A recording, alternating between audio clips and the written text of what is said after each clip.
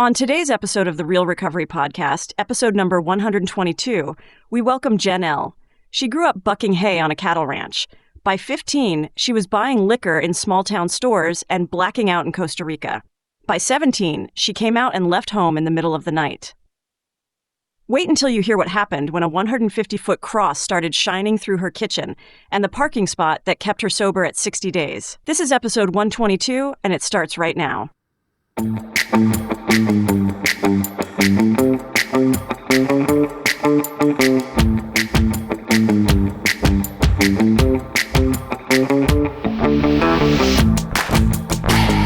Hello, and welcome to the Real Recovery Podcast. I'm Julie, your co-host, on this journey of healing and transformation. Together with my co-host, Peter, we dive into the heart of recovery, sharing stories that resonate with courage and inspiration. That's right, Julie. Each episode is a new chapter in this vast narrative of recovery, and we're honored to bring them to you. But keep in mind, the perspectives you'll hear are for informational purposes only and may not reflect the views of the podcast or our partners.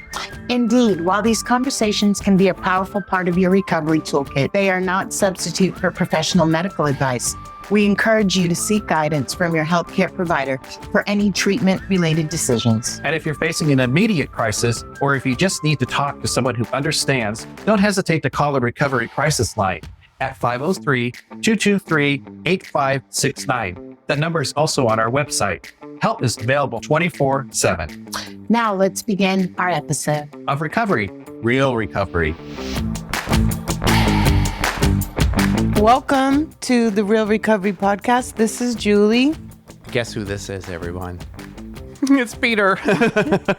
Welcome. You're so funny. Well, it's a Friday night. The weekend's ahead of me. I'm like ready to go. I am. And I'm glad to have our guest tonight. It's very cool. Very cool. We've actually been waiting for a while.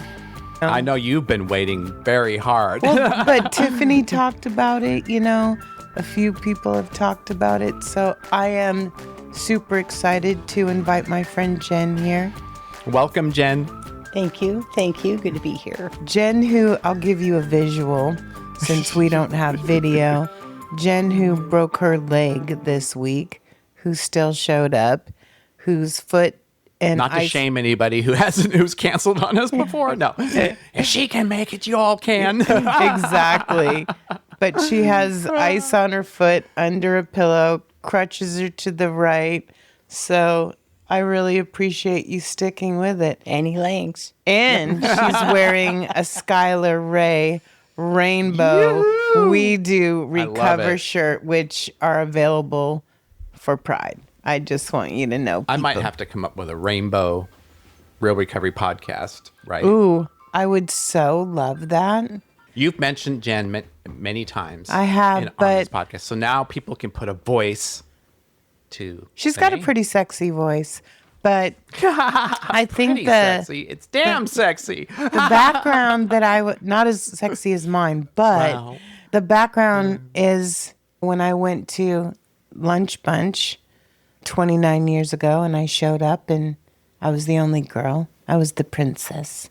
I still am the princess. But anyway, Jen was the next girl that came. And we've been together almost 29 years. Not as a couple, but as friends. She's married to the right one. And we'll go down that road for sure. But it's like you coming back to our meeting this last year has been everything, and I don't want to cry right away, but it really has. I think that with Don, my dad, with Peter, my brother, and you, and my daughter being sober, my fucking family is so complete.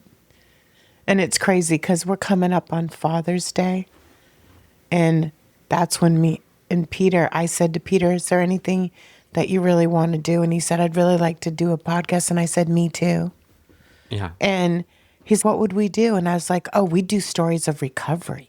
And he's, what would we name it? And I was like, the Real Recovery Podcast. And I swear to God, 6 weeks later, Peter's, I got the website designed. and I'm like this, I guess we're doing this. Yeah. Crazy. But it was in this house. on Father's Day, which was the first Father's Day I have ever celebrated. Ever in my whole life. We'll be doing it again in a day. Just crazy. Another barbecue, another Father's Day. And Dawn, who gets so lucky. So It's been wonderful to watch you develop your family over the years. And it's just, I love it. There's been moms. Remember your first Pat. Pat and Fred. Angela. Yeah. Angela. No, I agree with you. I've been really lucky because I don't fuck around with people that use. I've had some really good people in my life. Your mom is just amazing. You're blessed, Peter. She is. She's a saint. She is. She pretty is. good. And I think she's pretty lucky with you. But it's not the case for everyone. It wasn't the case for me. Though I've come to respect my mom a lot, especially her journey with my daughter. Amen. So, where do we get started? You're right. I did come in after you kind of smoothed out the room for me. I don't know. I was still scared, not really talking that much. Yeah, I just know that I came in August of 97. And it wasn't my first meeting. It was my home group. I'd found a home group. Yeah, it wasn't my first meeting either. Yeah. But it was the first place I felt comfortable. Yeah.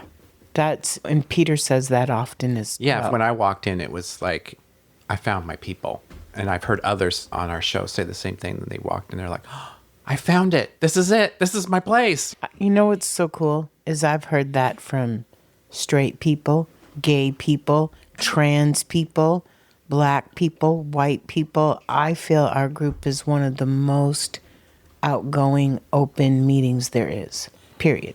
Mm-hmm. I agree. I feel like it's the group conscience. It's like any family. There's ups and downs and births and deaths and whatever, but we're there for each other. Yeah. And we just keep showing up.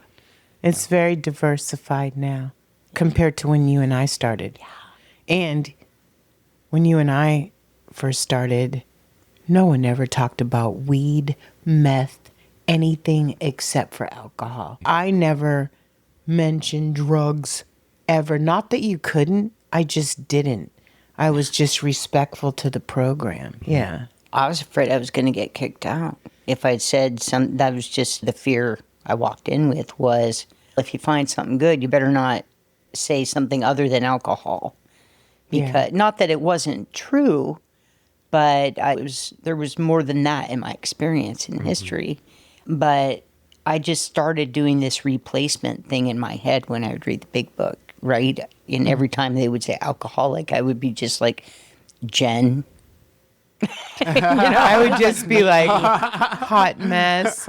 I told them I smoked weed, though, because after I got out of treatment, the gun night where I almost got arrested because there was a gun in my car, not mine, but I had smoked weed that night, and I was so afraid I was going to get in trouble with the parole office.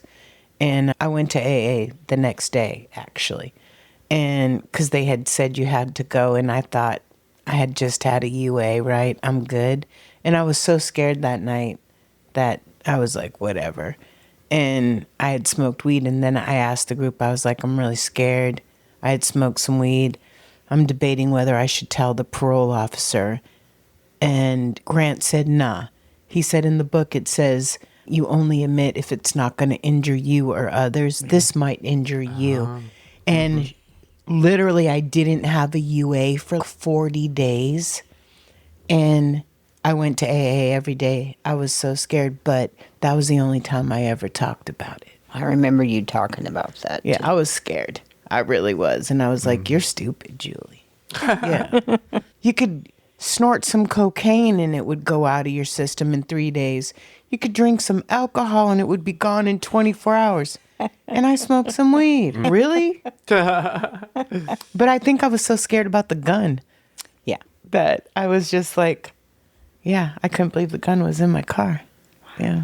So that's funny. Yeah. So it was a little bit different back then. Mm-hmm. And there was a lot of older guys. Yeah, and asking for help didn't feel as safe as it seems like it is now. Being, having addiction in my life, it was just like I really didn't understand. I just knew that everybody's pissed at me. I knew that everything I kept doing was the wrong thing because people just kept dropping out of my life, or relationships just kept dropping out, or I was overdependent. But addiction, coming into recovery, it was scary for me. What drove you to get to that point? Was there something that happened and you were like, Julie was told to go to AA? Or... Oh, yeah. So I'm one of the ones that just kind of walked in. We should probably back up and just talk about like when I started using. And like I was a blackout drunk in high school. Mm-hmm. And it was really easy for me to get alcohol. And then I always kind of like planned and controlled the party or prepped the fruit, so to speak. You know what I mean? And then I made sure everybody like stayed out by the river and had something to sleep on, because we would just go out to somebody's sheep farm by the river and party with, nice. a fire. And that's what we would do. And people would get stupid. Just stupid. I've never even fucking been to a sheep farm. Like, it's just a field when that's. I know, but I'm just saying. We had our spots. We had the gravel lot, the gray building, old mill. We had all these that you knew. And then it would go out on a Friday throughout the school. Okay, we're all going to the gray building. And so that happened when I was in high school, but it was like Beaverton's kind of bougie. So it was like so-and-so parents are in Hawaii and we're going they're going to their house or so. I remember driving to Seaside for one of the football players' parties. And I drove, so I didn't drink. And we didn't know the address. So we went up and down the streets looking for the Jeep, and we found it. Wow. In the party. Yeah, crazy. That's too much. That is. And then I think the biggest party we ever had was up at the Rose Gardens, looking over the city. Wow. And again, I showed up late and I was driving, so I didn't drink. Yeah, crazy. Like, it was after a football game, girls' football game. Wow. The Rose Garden seems like more of you would get caught. Guess what? The police came. I would have put that, yeah. That was the thing with us on the island, because the island is Bainbridge Island, if you guys haven't listened. And it's so small that once you've had some places, the word could get out easily, and the cost then would be like, oh, they're probably all here at the gray building, and they'd all show up, and yeah. So it became a cat and mouse game with them, Sounds like the sheep farm would be the safest out of the three. Yeah. But there were so many places. The sheep aren't going to tell. The boat ramp, the sheep farm, any reservoir. I grew up in a small southern Oregon town, Roseburg, Oregon. It was 16,020 people was a population. And the closest city north was Eugene and South Grants Pass. And so... Very rural. Very rural. And my family, we raised shorthorn Herefords. My grandparents had a ranch. And What is a Hereford? it's a cow. Sorry. Sorry. We raised cows, cattle. You raised beef. And my grandpa had a soft heart, so there was always extra animals out there, extra dogs or anything. He was just soft-hearted. But we had our big bull Caesar, and then we would get female cows. So the boy cow, and so Caesar would chase me from the crabapple tree. I would hide in the tree because, yeah, he was mean. But boy, did we live in two different cities. We really did. I grew up bucking hay, worming cows, chopping wood. The heat in our house was all wood. So it was expected that my brother and I, is 15 months older than me. It was expected we would go out and work hard. And we had to take care of the house and our grandparents. And that's why you like to mow the lawn and I don't. Yeah. I'm just saying. That's right. For me, I have a riding John Deere now, and it's such a delight. To me, it's a gift, and I get to. If you really know me. Yeah, not. I'm just saying. I told you the only time I've ever mowed a lawn is in prison. And it was the big lawn. But did you ride on a tractor to mow it? No, I did it by hand. I got blisters. I was overwhelmed. I think driving the tractor part would be fun, or the riding lawnmower, whatever you want to call it. I think that would be fun too. Kind of, I don't golf, but I love little to golf drive carts. the cart. It's my favorite. Yeah. It's fun. Yeah, and Lincoln City is the best because it's just curvy and up and down hills. The cart is everything in Lincoln City. My family, we had a lot of secrets, so everything looked really good from the outside. It was just a silent generation, so you just didn't talk about it. And if you had a feeling, you went to your room, or so it was just a different way that then kids grow up these days. But I've come to realize now that it was like a trauma history, right? And so I'll just say that growing up, I had some trauma history, and then going into high school, gosh, once I found alcohol, it was so easy. And I was a super nerd, so it was part of the science club, and I was the science teacher's assistant, and that's the kind of stuff I did. I used to go volunteer at wildlife safari. I love that. Yeah, my brother and I both did. You're really diverse, though. Yeah. You can bake, you can chop wood, you can fix an engine. You're Yeah. one of the best cooks I know.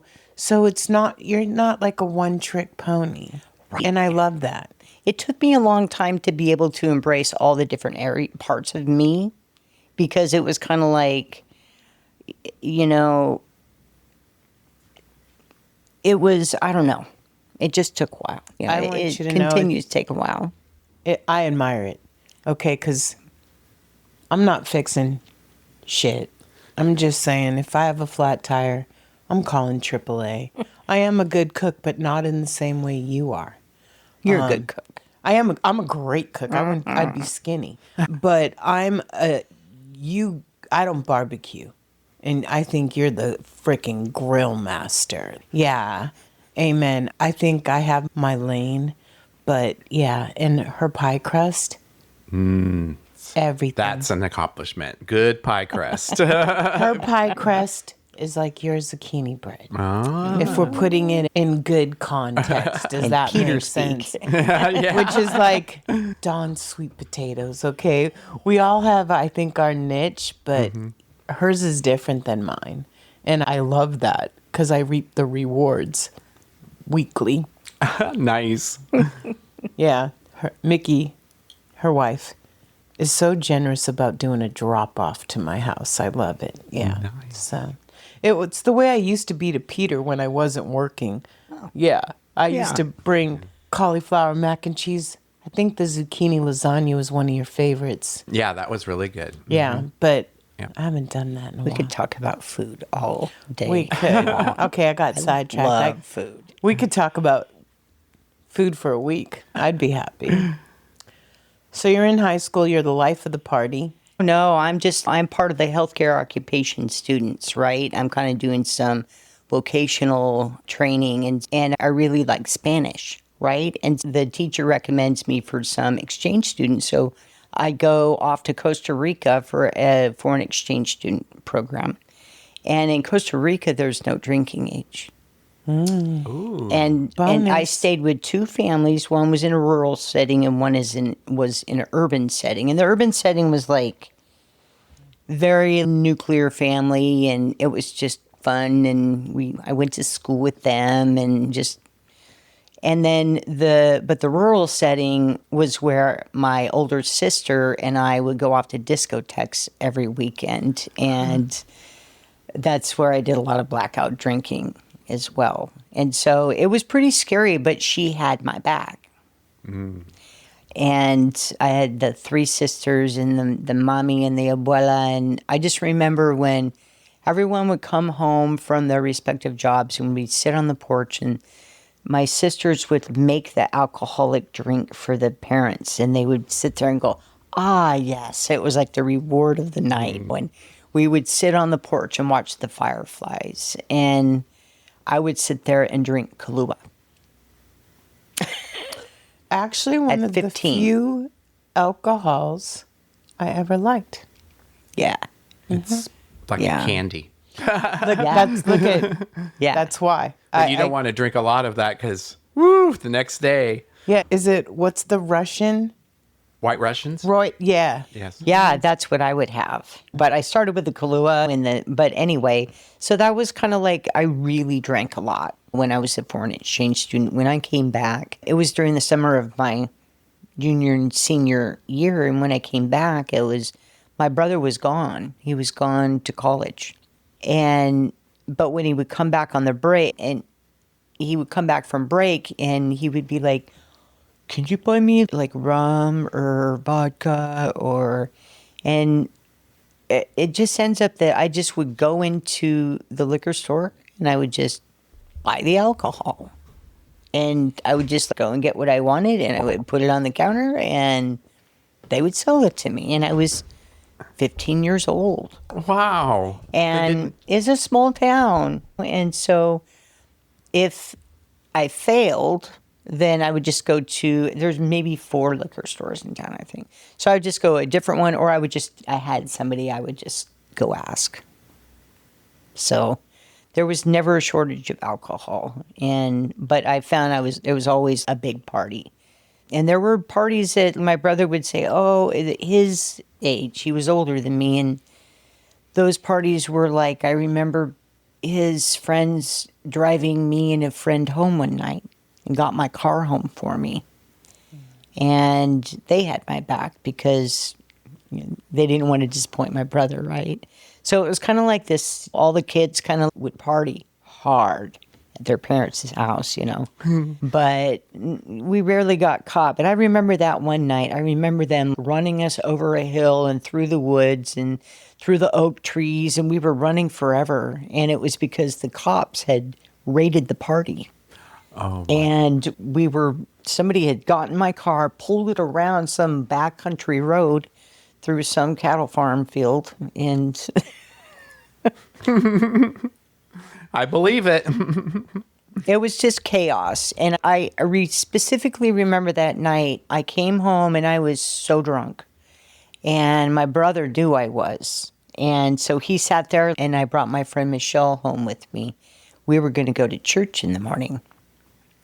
And when she'd never drank, and we went to this party, and she drank too much and had been puking in the toilet and lost an earring. And I remember, and it's not funny, but it is, right? But I remember her going up to my room, just flat out just running up there. And my mom saying, "Is Michelle okay?"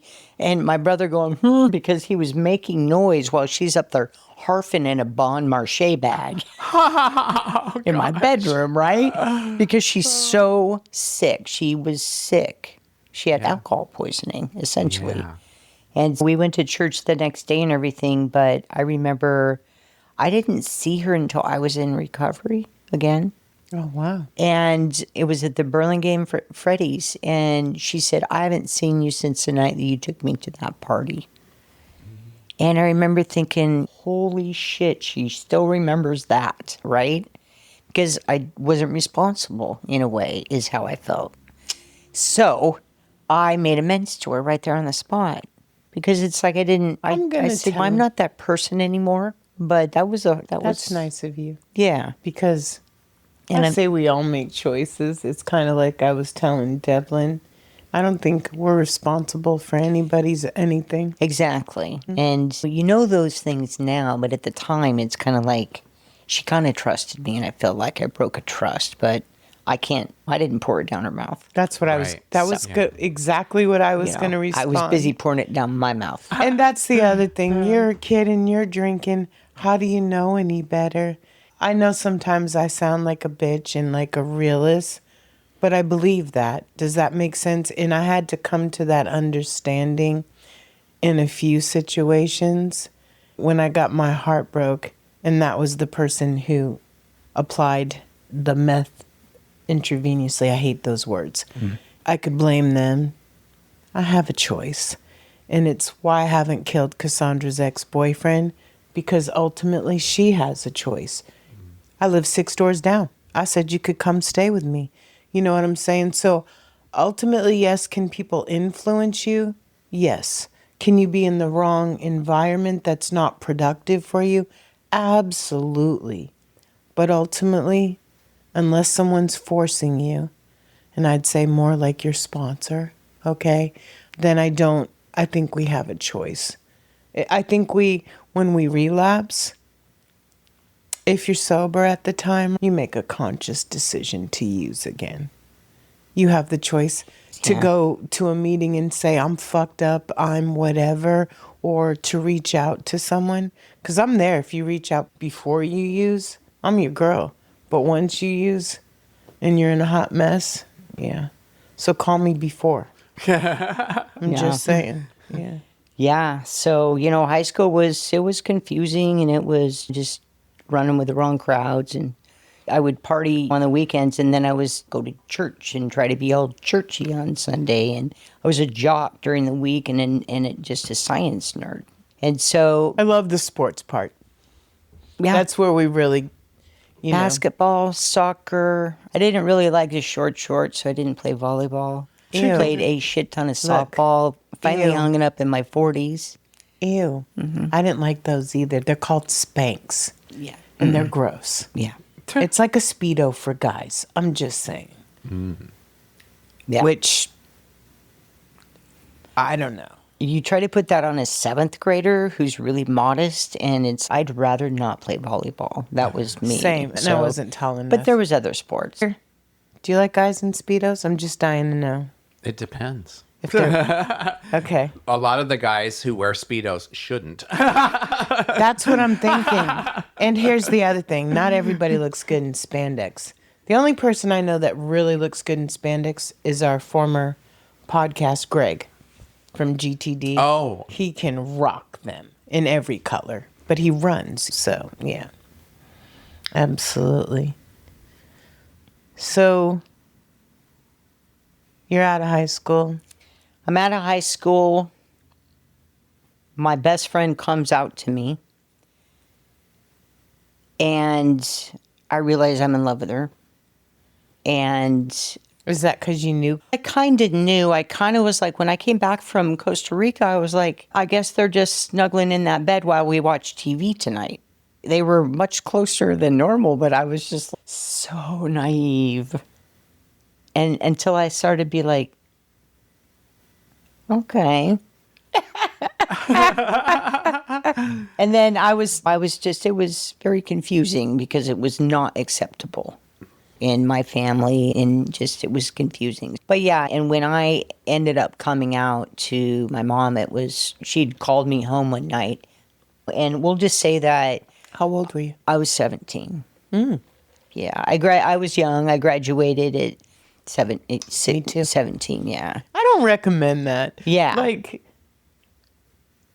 I wasn't ready to go to college at 17, especially going to a Catholic school most of my life, right? And I was really good. You know what I'm saying? Like, I wasn't the party person, and I was scared. Like, my mom scared me more than the police, for real, because she would ground you or take away your car. And Oh, yeah. I never wanted my car taken away because it was my escape plan. You know what I'm saying? No, seriously. I would do anything, get good grades, anything to not be home and have that car. That was me too. That car was freedom. That Same. Datsun B210 with the 8-track player. I would go to Weimar. Ready for this? And I would get my Led Zeppelin and Volare. I drove a red Plymouth Volare. And Ricardo Montalban from Fantasy Island did the commercials. Yes, swear to God. Until I got a Monte Carlo, which was really cool. Yeah. well, my Datsun was an upgrade from the truck my brother and I had to share. The big farm truck. Oh, boy. She still has a farm truck. I just want you to know it's not this vehicle, but she has a big truck. What is it, a Ford? F-150. Oh, yeah. Yeah. Yeah.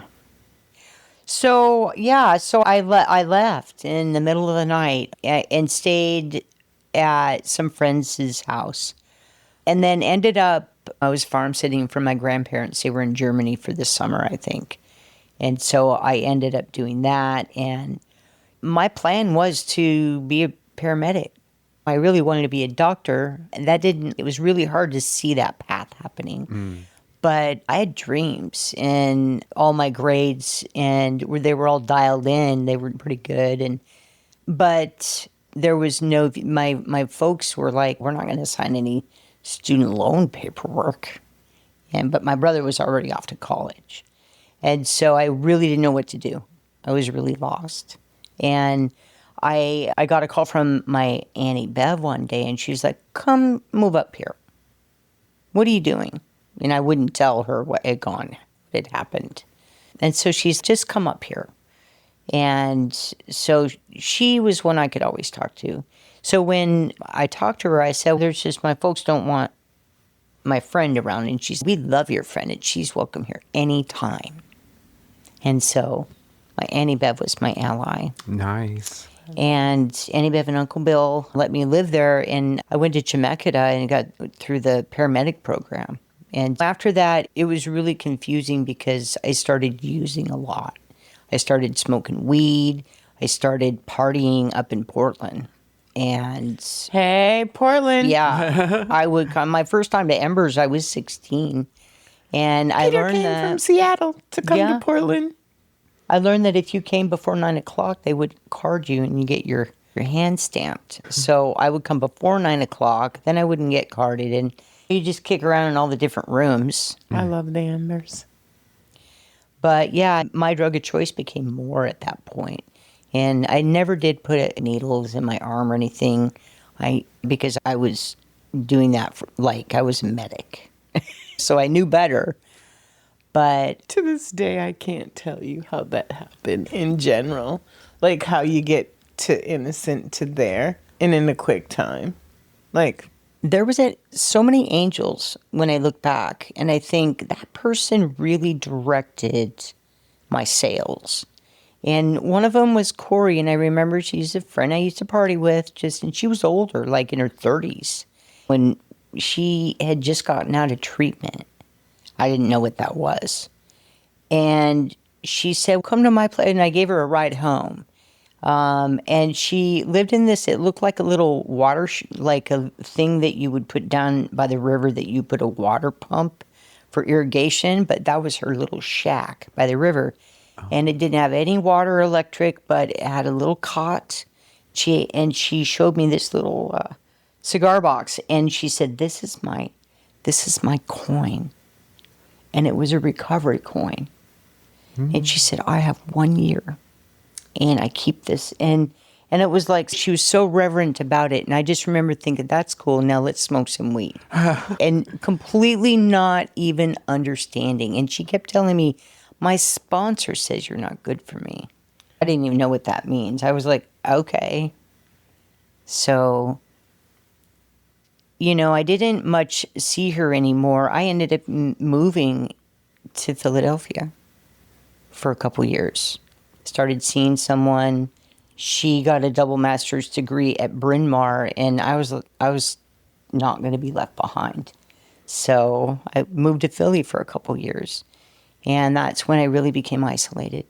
And the friends that I made were these 5 guys that I would shoot pool with every Thursday night. We'd show up at 11 o'clock, and we would leave at dawn. that's a lot of pool. There was a lot of cocaine, and it was fun. And it was just shooting pool for me. It was just shooting pool and Camaraderie. yeah, but it wasn't my crowd. When we came home, I just continued to get sicker, and my partner continued to get more pissed because I was dropping the ball. And so what ended up happening was... Is this Kathy? Yeah, Kathy. Evelina number 1. Just saying. There's a few. We'd been together for almost a decade, and... I knew her at the end when you were just getting sober, so I got to cut her some slack. And I'm grateful she got you here and gave you the ultimatum. I think that was her purpose, because it wasn't being nice. No, it wasn't being nice. And she came down into the basement one night, and she said, I know what you're doing. You're down here. You're lying to me, and you're using, and I'm sick and tired of watching you kill yourself. I'm not going to sit around and watch this happen. And I'm Good like, for Kathy. oh shit, she's going to leave me. Not, oh shit, my health. So I was pretty depressed. I thought, I've got to do something. I got my insurance card out. I called the number on the back. They triaged me through a nurse program and said, why don't you go see these people? And they pointed me through into treatment, basically. And it was this big room with all these dudes that looked like they were loggers, and they were leering at these scantily clad women who were leering back. And I'm like, no, this isn't my crowd. But I wasn't out. I was terrified to say that I was gay. And come to find out, they figured it out. And Really? This beautiful, wonderful therapist or counselor or whatever, Brenda, said, there's another place we can send you. It's called ASAP. It's a Triangle Project. And it's gay treatment. Gay treatment. And so I'm like, okay. So I picked the Tuesday, Thursday, Saturday with, I think his name was Les, rather than the Monday, Wednesday, Friday, who was Val. Because I didn't want a woman. I did not want. To be distracted? No, it was more just like, I just didn't want any more women. Like, in places of what I perceived was power. You know what's crazy? When I went to treatment, I had one that was like a textbook they had never used. And I was like, how are you going to say you know what it's like, bitch? Because you don't know what it's like. And then when I had the next one and they were in recovery, I was like, yeah, you understand. So for me, it wasn't the woman or the man. It was like, have you really used or not? Are you textbook or are you for real? To me, that was the difference for me. You know, I see how you're looking at it, but for me, I was like, this fake ass bitch. Because when she said she hadn't used, it all went out the window for me. And then when she was like, yeah, I understand. I was like, how could you? Being honest with No, you, that's true. one thing I love about peer services, the lived experience, and sponsors, right? They know. They actually really know, really understand, though their circumstances might be different, how they got there, they do get it. Yeah. No matter, and I think it's not necessarily a matter of who, what, where, and when, but they do understand the why. Yeah. Truth. Yeah. Yeah, coming into recovery, it was like absolutely terrifying. I was completely emotionally shut down. I was terrified to lose my housing. Fear, complete fear. And we'd moved into a different house, and it was like finally a house I haven't used in. That's just what I wanted. What a house I hadn't used in. I love that. And I wasn't really familiar with the neighborhood off of Sandy and 88th, and come to find out, the sun went down and it was dark, and there's this bright light in the kitchen, and I'm like, what's that? And I go in the kitchen and no lights are on, but this 150-foot cross is shining into my kitchen, and I'm like, honey, pack the truck, we're leaving. What the heck? Guess what it was? We lived at the base of the Grotto. Really? Isn't that crazy? First sober house. I'd never used there. We had this gorgeous yard out back, and the Gregorian chants would drift down into my yard. wow. And that's where I had my first coping list. It was like, listen to the Gregorian chants, eat ice cream, sit in the sunshine, pet my cat. But yeah. It's so ironic because I find that to be the most spiritual place I haven't traveled everywhere in Oregon, right? Yeah. But that's where I put my sponsor's ashes, my daughter's father's ashes. I may have or may not have. It may or may not be legal. So they may or may not have accidentally fallen right outside the chapel with the view. Okay. And Cassandra may or may not know the spot because that's where seriously, that's where I want to go. I find it the most spiritual place I went there and bawled my eyes out when my first sponsor passed. Look, and I was devastated. And yeah, and then I never been to the Twinkle Lights at Winter. And my sponsor is Mr. Twinkle, is he not, Peter?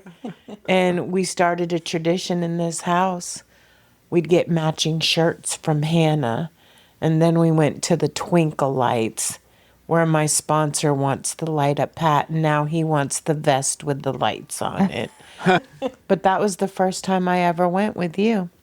We did that, I guess, that typical photo. We recreated it, but like you see in the old families, and they all have the matching sweaters and stuff. That's what we did.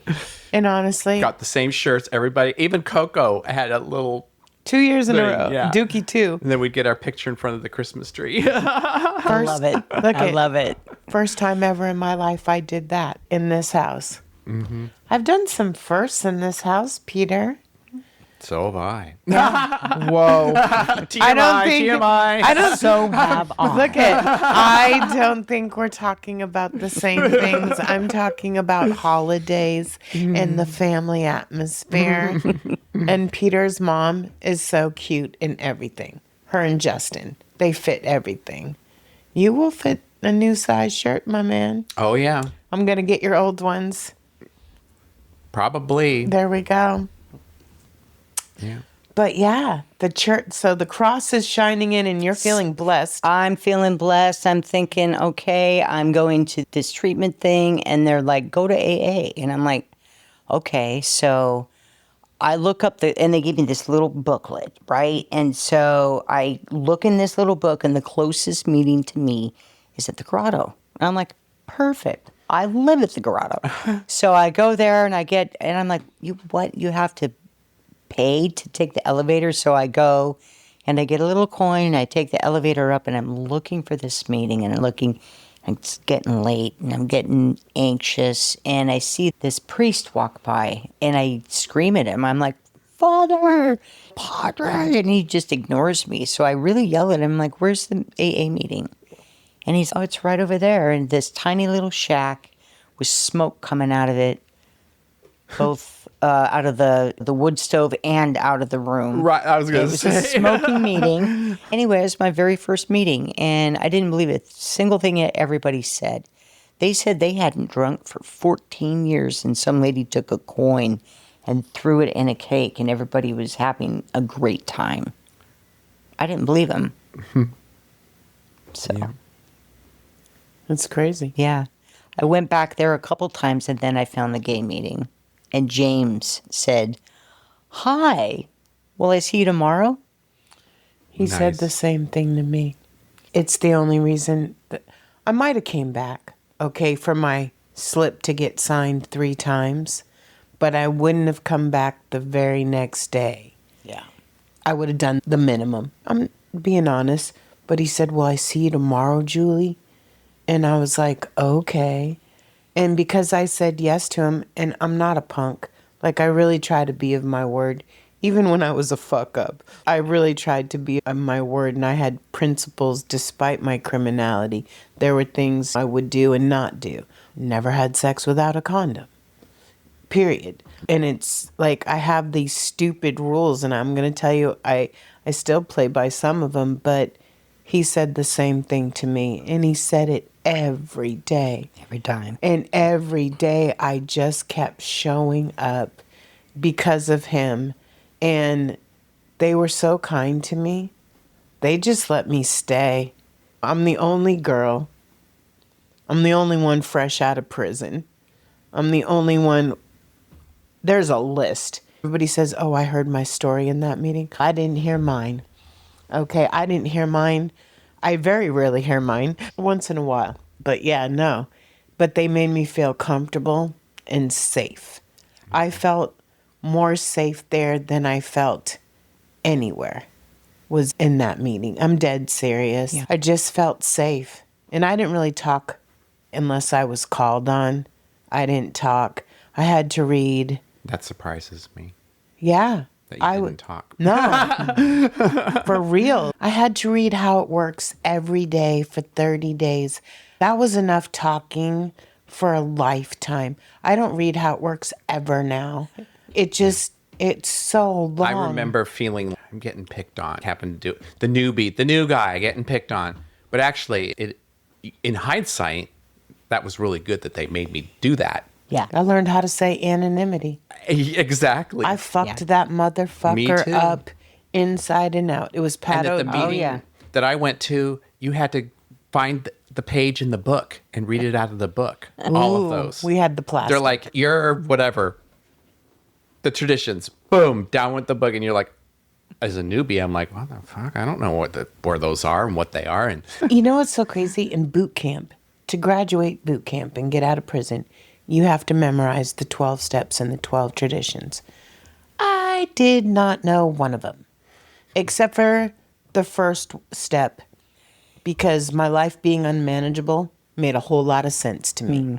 Like, when you lose your freedom, what else? Like, how does this not make sense to you? You're stupid. And then with the first step book, I did a book in prison and treatment, and it has you go over the money part. And as I get into the millions, literally the millions of dollars that I had spent on stupid shit, hotel rooms, car, like jewelry. Really? Yeah. I thought I was Mr. T for a minute. I'm just saying. with all the necklaces. Yeah. I learned a lot in that room, and even in the fellowship after we would talk. I just remember thinking, I'm so glad there's nobody here that I used to use with. Same. Because I did not want that distraction. That's why I didn't want to go to the Live and Let Live Club. Because they said it's mostly women at the Live and Let Live Club and mostly men over at the church. And I'm like, I'm going to the church, even though it was a church. I went to the Live and Let Live Club one time because my ex was going to meetings there, and I wanted to see what they look like. And they came up to me after the meeting and they said, never come back here because I know you're not serious about the program. And I wasn't. I was just being nosy. Yeah. Yeah.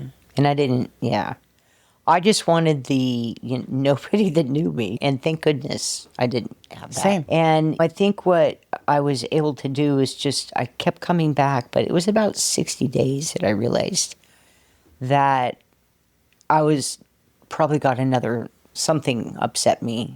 And everything upset me. Really? But I remember that I was either going to go out and use, or I was going to hit that meeting. And I was coming around those corners hot. And I took a ride at the rock shop, and there was a spot right in front, and I'm like, damn it. So I got out of the car, and I went in, and I heard everything I needed in that meeting, and I picked up my 60-day chip. Isn't it crazy how that works? Yeah. They say honor God, right? Yeah. And I was like, okay, all right, I'll just keep coming back. And I met Sue, and this gal, Sue, started coming to the meetings, and she was talking about smoking weed. And I'm like, we have a similarity, so I asked her to sponsor me. And she sponsored me through the first 5 steps. She said, I've not worked past that.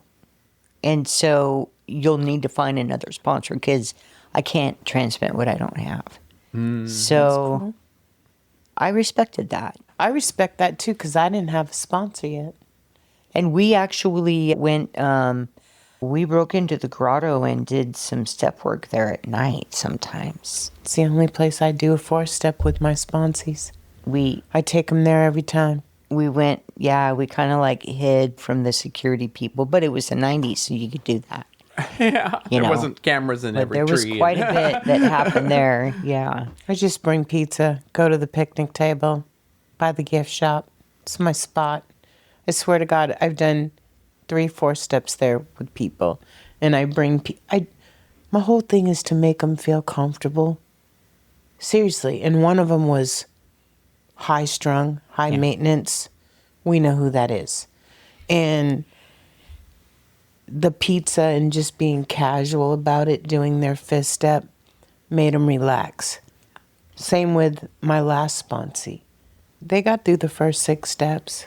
And then I met Tammy. Everything. There's one word. Everything.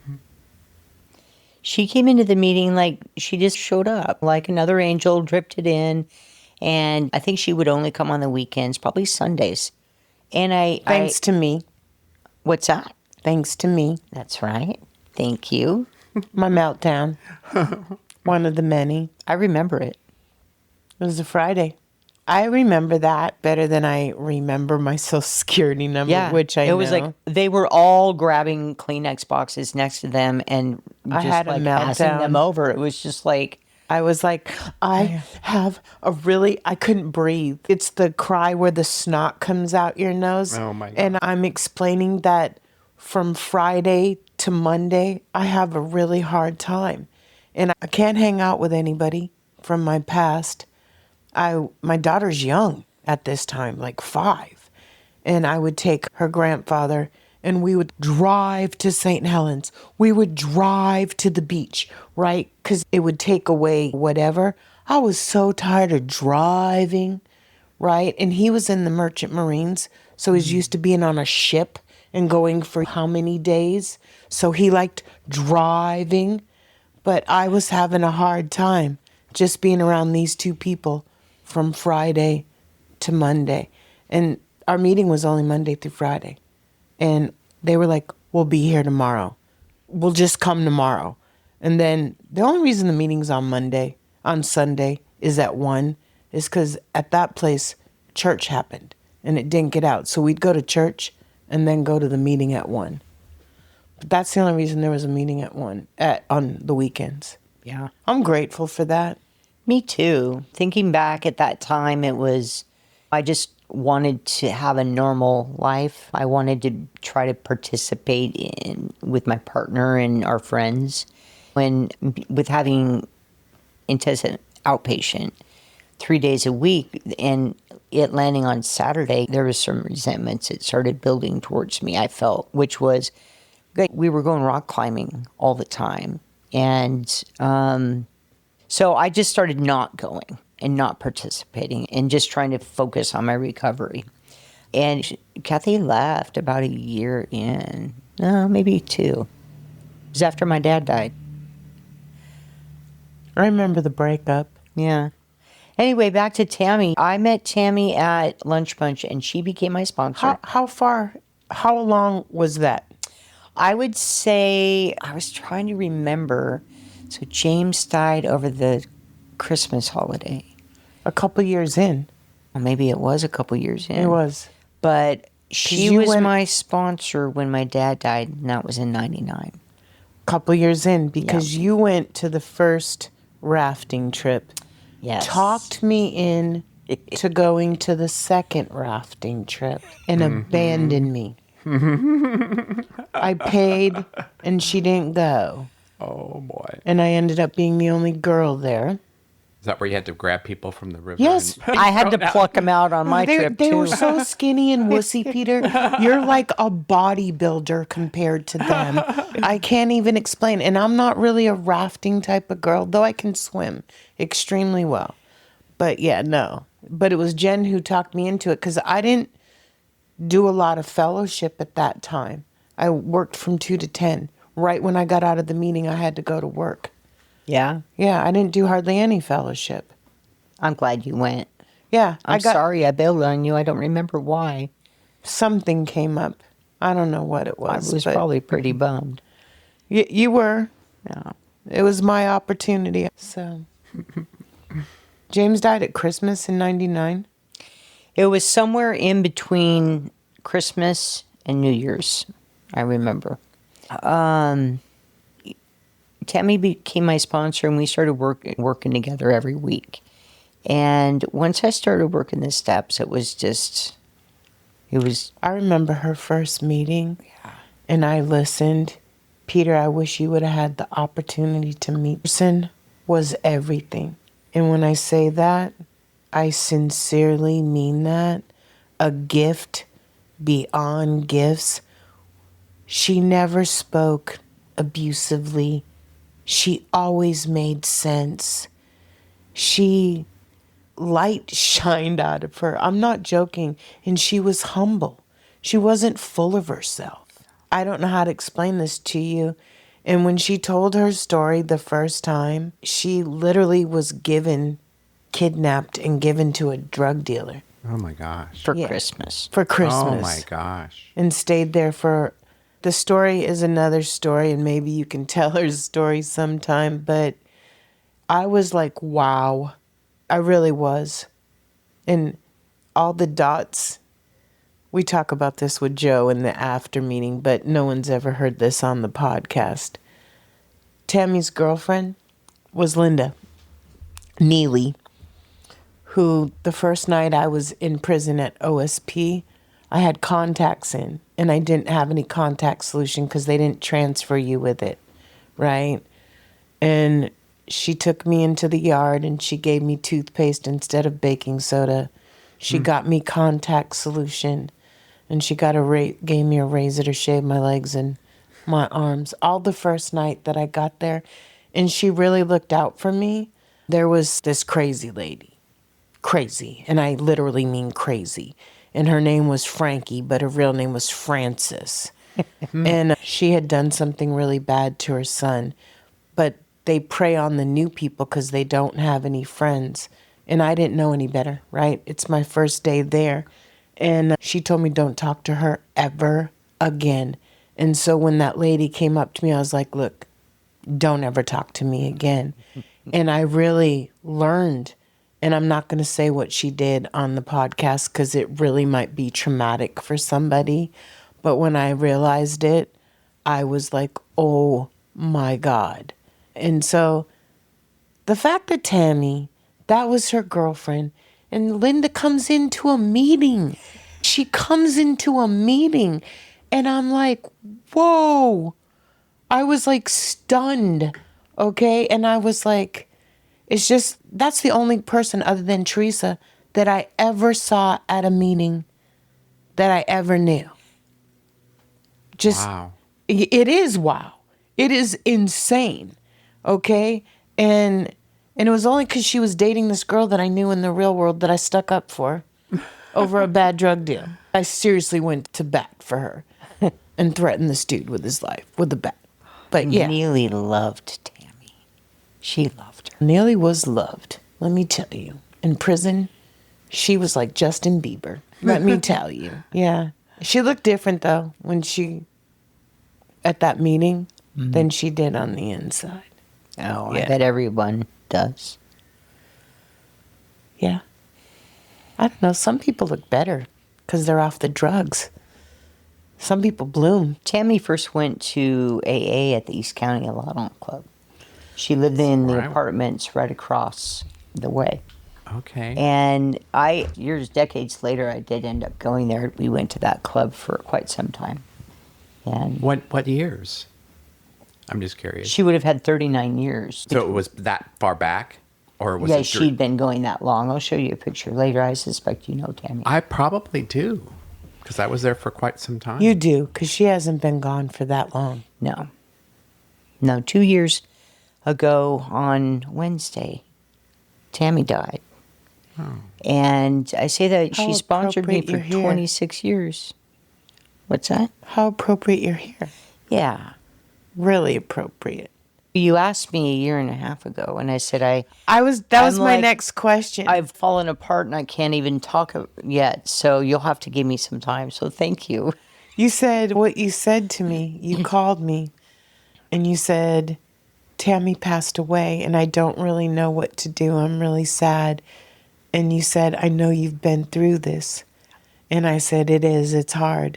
Because my sponsor I had for 23 years. And Jen and I know all the same old people. Okay, for real. Most of them are gone, but we know the Scott C's and the Kirks still. And it's crazy that bond you have. It's insane. I don't know how to explain it, but I'm closer to them than my family, for me. Yeah. And I knew how you felt because I bawled my eye. When my mom died, I cried for 4 minutes. I'm being honest. I knew she was going to die. I was sad she was gone, for real, genuinely sad. But I knew she was going. I cried right there at the bed. I never shed another tear. I was sad, and I have moments where I'll be like, oh, I wish my mom could have seen that or something like that. But I wasn't devastated at all. I was 15 when my dad died, and my mom was like, he wasn't worth anything anyway. I had only seen him 3 times that I remembered, right? So again, and you're in New Hampshire, I'm in Oregon, and it's final season in basketball or something. It was in March, right? And I didn't even know when his birthday was. Okay, I've never celebrated a Father's Day with him, but when my first sponsor died, that is the first time I sincerely grieved for someone. Maybe Cassandra's dad a little bit, but again, I had to be strong for my daughter. So I didn't let that show at all. Matter of fact, I tried to keep her busy as fuck. Mm-hmm. But that is the saddest I have felt over a lot of things, because it was the first person I trusted. It was that person accepted me for me, period. Good, bad, ugly. And we weren't half as close. We were close. We were super close. But nothing like my sponsor now, which is just insane. But I feel like that commitment to him, and maybe you understand. My first sponsor was 76 when he came into the program, and I spent the last 10 years of his life picking him up for a meeting every Friday and because Izzy's, do you want us to come every week? And I was like, because I didn't have the time. I went to one of them. I know. With Daniel and... Yeah. Which is, again, insane, right? And because I was like, you have to go to this meeting. I need you at this meeting. Yeah, I can't do them all. You got to get there. I'm like, okay. Yeah, I couldn't. It was like, I'm running a company, okay? I have 137 employees at the time. And it was a lot, but I did it. And I don't regret a minute of it because it taught me so much. Yeah. I'm super grateful for Izzy during that time. Yeah, very passionate. That time was so purpose. special to me with him. It really was. Yeah. I learned so much from this fool. I'm just telling you. You know what? I remember in my early recovery when Fred needed to go down and make amends to his son. And I had some extra time on my hands, so I said he was going to take the bus. And I'm like, gosh, Fred, I'll drive you. And so Fred and I picked him up. We both lived in the hood. And I picked him up at dark 30, and we drove, to Medford? No, it was Yreka. Wow. You went to California. Yeah. I remember because it's where I used to go to get beer after hours, right? Because it was open. It was the first beer stop in California. But now it was different. So the stories we had on that drive down there. And it was like before cell phones.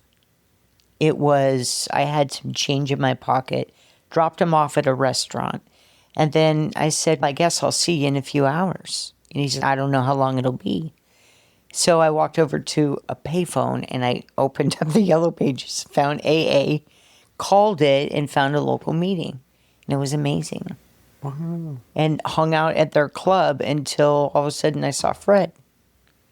Fred really did his amends list. He did.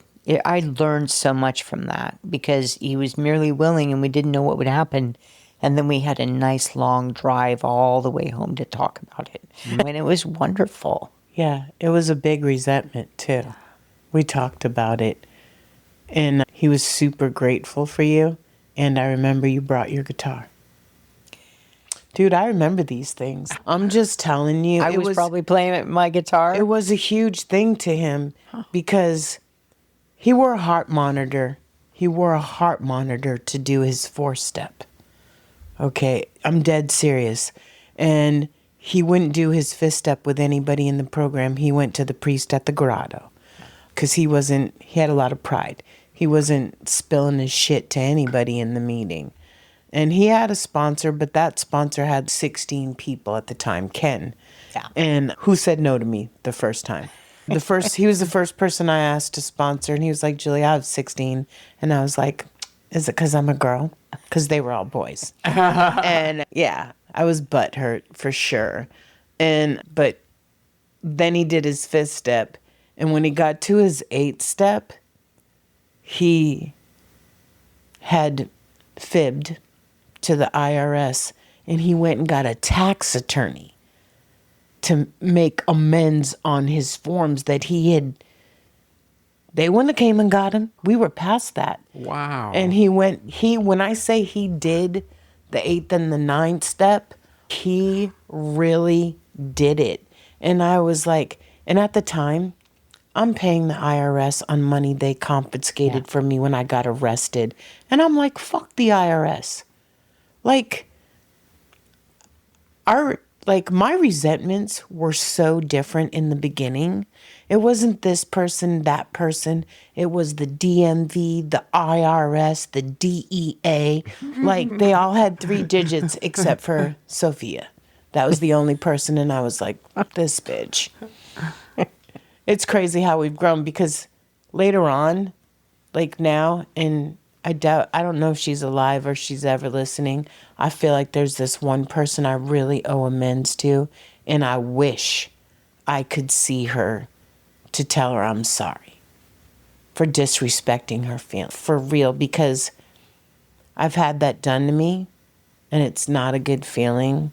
It's half the reason I protect my heart so close, you know what I'm saying? To me, I'd rather you cut my arm, break a bone, than hurt my heart. I am like super sensitive that way. And I know it. And I know detachment, whatever you want to say, but I'm just saying I know it. But yeah, that was one of your best moves, Chica, taking him down there. Yeah, I learned a lot. I was just sitting there watching other people going, how do you live a different life? How do you build a different life? Everybody's talking about a new way of living. And I was just still trying to clean up the old way and my thinking. So what I realized was that once the drugs and alcohol got set down, I was still left with the obsession. The obsession use? The obsession for more. Oh, yeah. People, places, things, anything. More tennis shoes. I understand. Yeah, and once an addict, always an addict. I found agree with Recovery that. League softball. I didn't understand that, though. I want you to know I didn't understand Oh, when that. I was doing it? No, I didn't understand the more for a long time.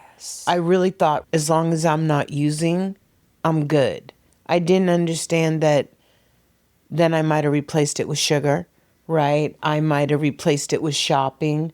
I definitely replaced it with success and work and being codependent on Cassandra, meaning just making her my whole freaking world, right?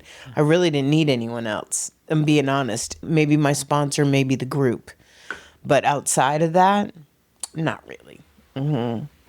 I know there's things I wanted. I wanted relationships that were healthy, but there was still a lot of repair to happen. And so I think that the key with Tammy and coming to the meetings over and over again is showing up and being accepted for exactly who I was on any given day, even when I was a wreck. And everybody was so happy to see me and said, keep coming back. Oh my It's gosh. like cheers. Yeah. Norm! Seriously. But my family of origin, it wasn't like that. It was like I was always feeling ashamed. I couldn't really be my authentic self. Or it wasn't good enough. Never good enough. Got an A, why didn't you get an A+? Bro, same. My mom, there was no pleasing her. There was no pleasing her completely in any way. None. I'm just telling you, and I was almost a straight A student in almost everything. I'm captain of the girls' football team. I'm everything that a parent would want, and still, yeah, it was a lot. And I understand that. Yeah. When my dad got cancer and died when I was about 18 months sober, I remember. like everything shifted. The whole family dynamic shifted. I even remember he really wanted me to drink with him. He was just waving whiskey in my face, going, come on. Yeah. I will give my mom credit, since I talk bad about her sometimes here. Yeah. When I started going to AA, she would say, "Are you going to your meeting?" She went and met Fred. Cassandra's grandfather died. And I said, so the hospital calls me and they won't tell me what's going on. And I had trouble tying my shoe. And I couldn't tie my shoe because I'm freaking out. And I called Fred and he's called me when you get to the hospital or come by the meeting. And again, there's no cell phones. And I'm only sober a year and a half, maybe. Not even, a year and a half. And he dies. And so I call my mom to come meet me there because Cassandra's grandfather was her former boss. And he didn't have any children and Cassandra was it for him. And so I said, I have to go to the meeting. Fred is worried about me. So my mom took me to the meeting and met Fred and said, no, she said, thank you for working with Julie. And every Friday when I went to meetings with Pat, my mom would say, are you going to your meeting? She super supported. That's the one thing. She wanted me to go to AA. Yeah. So great. It's crazy. I didn't remember that until just now. But she did. She'd always, every Friday, because Fridays were it forever. That wraps up part 1 of our conversation with Jen L. When the light found her, it came through a kitchen window, a 150-foot cross shining into a house she hadn't used in. It was the beginning of a recovery that's now spanned decades. But there's more to this story. In part 2, Jen opens up about something she never told her own family, that she'd stopped drinking. Her dying father waved whiskey in her face, and she never said a word. She also shares the full story of Tammy, the sponsor who walked beside her for 26 years. We hope you'll join us for part 2. And until then, keep coming back.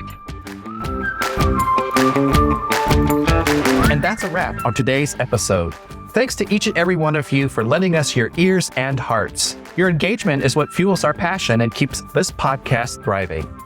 We cherish the moments we share here and hope they resonate with you, whether you're on a daily commute, at the gym, or just taking a moment for yourself. Make sure to head over to our website at realrecoverypodcast.com. While you're there, subscribe to our newsletter for the latest insights and uplifting stories from our community delivered straight to your inbox. Click that subscribe button on your favorite podcast player too, so you can keep up with every new episode. It's your support that keeps our conversation alive and meaningful. And if our stories have touched you, consider using the donate button on our site. Your contributions, no matter the size, are deeply appreciated. They help us continue our mission of sharing hope and healing. Join us beyond the podcast and follow our journey on social media. Find us on Instagram, Facebook, and on X, formerly known as Twitter. All the links are on our site, so you can stay connected and be a part of the Real Recovery community every day. Your likes, shares, and comments not only spread the message of recovery, but also remind us that we're all in this together. So, until we meet again, remember that recovery is a journey, not a destination, and we'll be here to accompany you every step of the way to recovery, real recovery. Thanks for listening.